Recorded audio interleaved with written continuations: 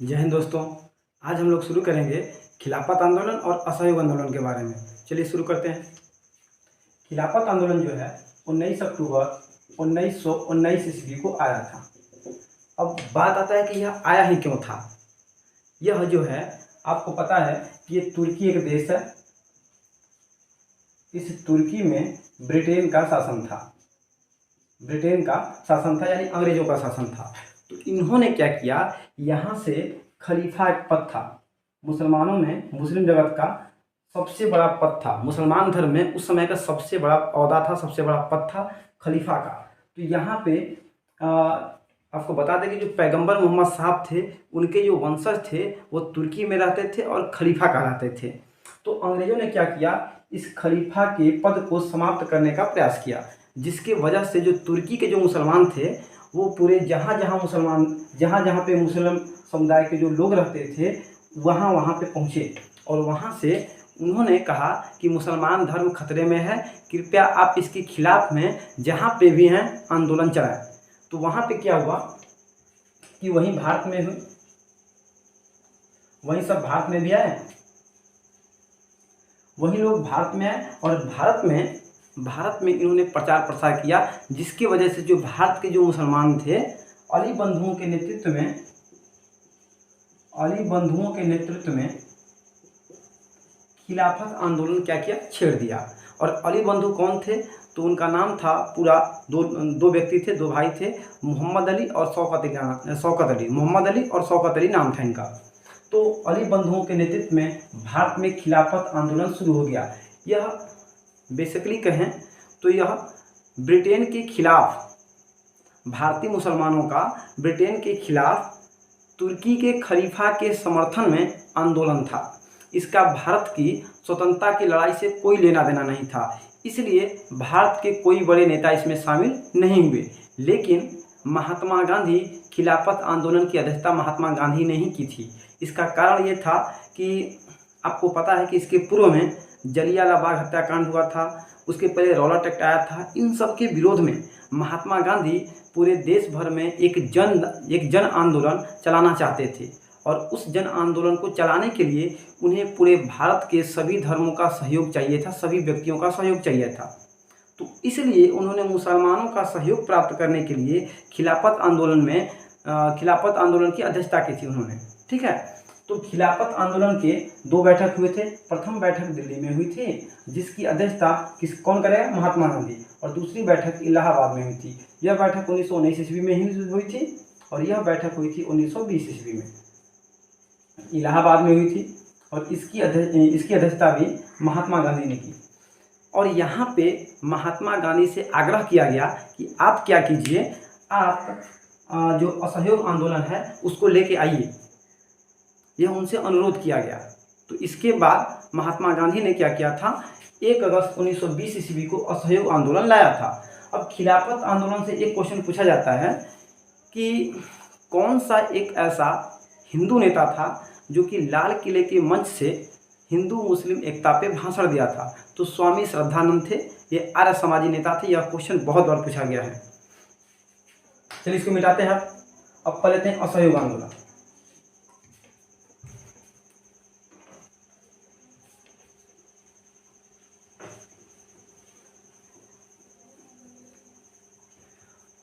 अब असहयोग आंदोलन जो था, असहयोग आंदोलन है 1 अगस्त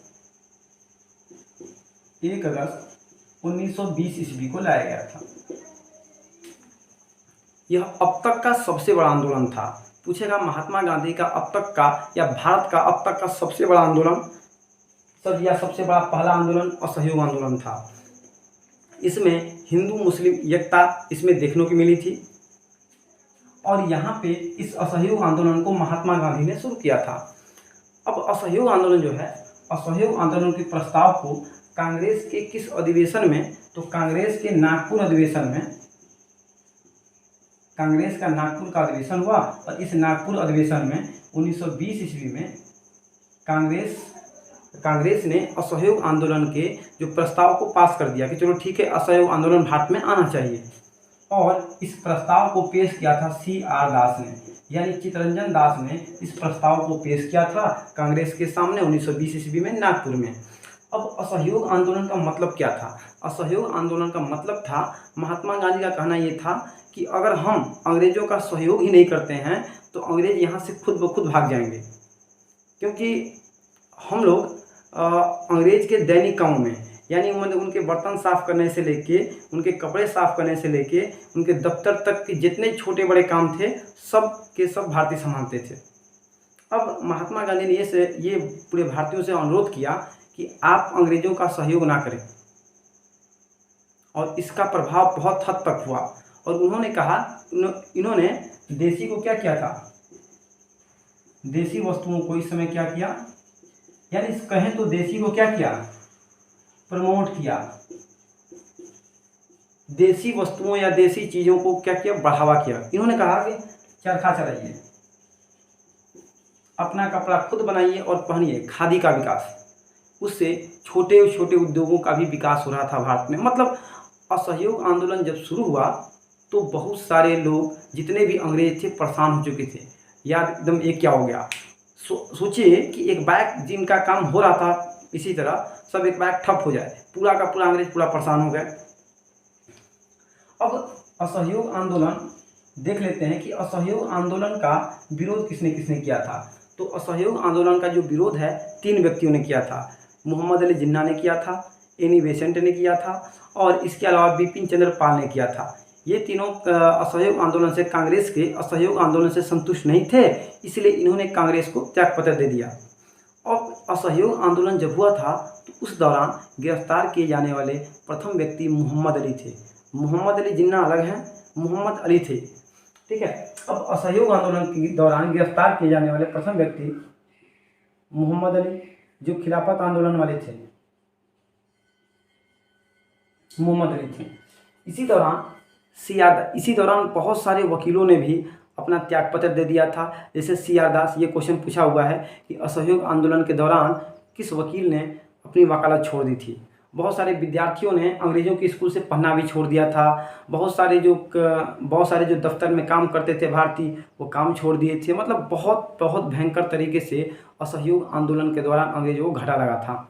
अब यहाँ पे एक चित्तरंजन दास वकील थे जिन्होंने अपनी वकालत छोड़ दी थी, और इसके अलावा बहुत सारे फेमस वकील थे, जैसे कि मोतीलाल नेहरू, मौलाना अबुल कलाम आज़ाद, डॉक्टर राजेंद्र प्रसाद इत्यादि बहुत सारे जो वकील थे, इन्होंने असहयोग आंदोलन के दौरान अपनी वकालत छोड़ दी थी। अब यहाँ पे एक क्वेश्चन पूछा जाता है कि असहयोग आंदोलन के दौरान, या जब असहयोग आंदोलन प्रारंभ हुआ उसी दिन भारत के किस बड़े नेता का निधन हो गया था। तो उनका नाम था BG तिलक, यानी बाल गंगाधर तिलक। उनका उसी दिन, जिस दिन असहयोग आंदोलन प्रारंभ हुआ, उसी दिन उनका निधन हो गया था। तो उनके सम्मान में बाल गंगाधर तिलक कोष की स्थापना की गई थी। बाल गंगाधर तिलक फंड की स्थापना की गई थी। तो पूछिए आपसे क्वेश्चन कि बाल गंगाधर तिलक, ये BPSC में पूछा हुआ क्वेश्चन है कि बाल गंगाधर तिलक फंड की स्थापना किस आंदोलन के दौरान की गई थी। तो ये असहयोग आंदोलन के दौरान की गई थी।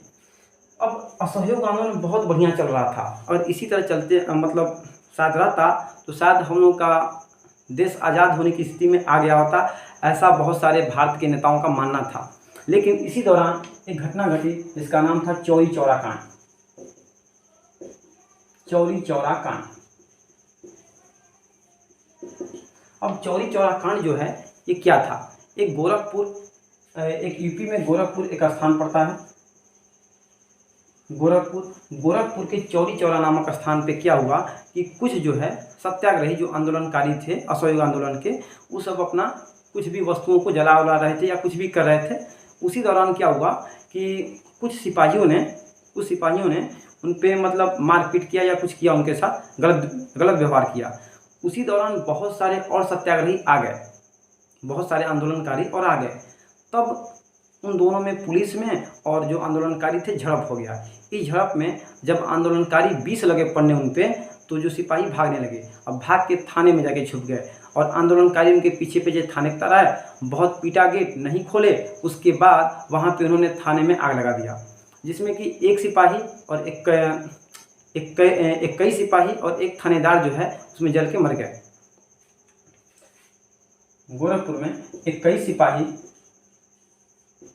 और एक थानेदार जो है जल के मर गया इसमें। इस घटना से गांधी जी इतने दुखी हुए कि उन्होंने जो असहयोग आंदोलन था इसको वापस लेने का फैसला कर लिया। तो क्वेश्चन ये पूछेगा कि जिस दिन चौरी चौरा कांड हुआ था उस समय महात्मा गांधी कहाँ पे उपस्थित थे? तो महात्मा गांधी बारदौली में थे। बारदौली गुजरात में पड़ता है, यहाँ पे थे। यहाँ से उन्होंने असहयोग आंदोलन को वापस लेने का फैसला किया। तो जितने भी कांग्रेस के और बहुत सारे नेता थे, जैसे कि सुभाष चंद्र बोस ने, जब महात्मा गांधी ने असहयोग आंदोलन को वापस लिया था तो महात्मा गांधी के असहयोग आंदोलन वापस लेने पर सुभाष चंद्र बोस ने इनका विरोध किया था और ऐसे बहुत सारे नेताओं ने विरोध किया था। लेकिन महात्मा गांधी का यह कहना था इस पर कि अगर हम इस बात को अगर छोड़ देते, हम इस बात को भूल जाते कि चलो छोटी मोटी कांड हुए हैं, तो यह आंदोलन धीरे धीरे हिंसक रूप ले लेता। हिंसा का मतलब मार काट वाला रूप ले लेता। और आपको पता है कि अंग्रेज़ों के पास जो आधुनिक हथियार हैं, हमारे पास कुछ भी नहीं है उनके मुकाबले जो हमारे हथियार हैं वो कुछ नहीं है, उनके अत्याधुनिक हथियार हैं। जब भी युद्ध हुआ तो वो लोग हमसे जीत जाएंगे और हमारा भारी नुकसान होगा, भारी जन की हानि होगी, मतलब बहुत सारे लोग मारे जाएंगे हमारे। और जिसके बाद क्या होगा? जिसके बाद जो है बहुत सालों तक ऐसा होगा कि लोग क्रांति के लिए या आंदोलन के लिए जगे ही ना। इसलिए वो दोबारा आंदोलन को चालू करने के लिए इस आंदोलन को बंद किए। ये गांधी जी का कहना था अपना। तो गांधी जी ने बारदौली से असहयोग आंदोलन को 11 फरवरी को, देखिए 5 फरवरी को चौरी चौरा कांड हुआ, 5 फरवरी 1922 ईस्वी में, और 11 फरवरी को इन्होंने क्या किया, 1922 ईस्वी को आंदोलन को रद्द कर दिया। उसके बाद 13 फरवरी को इनको गिरफ्तार कर लिया गया और उनको जेल में बंद किया गया। लेकिन स्वास्थ्य संबंधी कारणों के कारण 1924 ईस्वी में इनको रिहा कर दिया। असहयोग आंदोलन के दौरान रविन्द्रनाथ टैगोर ने महात्मा गांधी को एक पत्र लिखा था। पत्र में ये लिखा था कि स्वदेशी जो वस्तुएं हैं, विदेशी वस्तुओं को जलाया जाना ये निष्ठुर बर्बादी है। उन्होंने पत्र में लिखा था कि विदेशी वस्तुओं को जलाया जाना निष्ठुर बर्बादी है, मतलब बेकार की बर्बादी है। इस पे महात्मा गांधी ने कहा था कि इनके साथ ऐसा ही व्यवहार उचित है। चलिए आज के लिए इतना ही, और आप लोग को जिस भी टॉपिक पे वीडियो चाहिए तो आप लोग कमेंट में लिख सकते हैं, हम उस पर वीडियो बनाने की पूरी कोशिश करेंगे।